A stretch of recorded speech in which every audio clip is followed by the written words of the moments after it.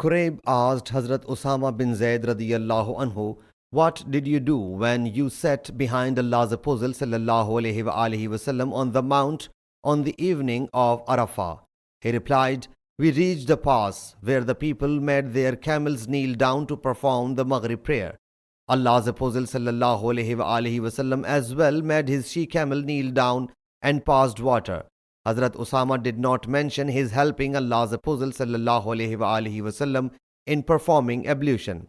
He sallallahu alaihi wasallam then sent for water and performed a light ablution.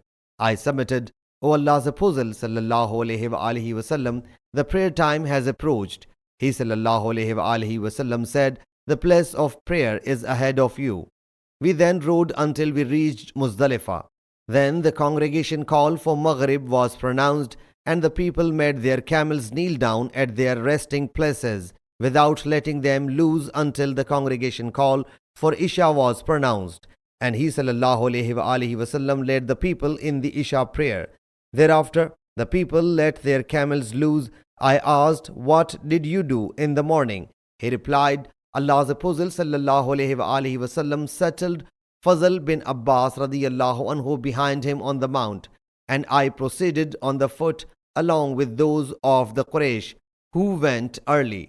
Sahih Muslim Hadith number 3090.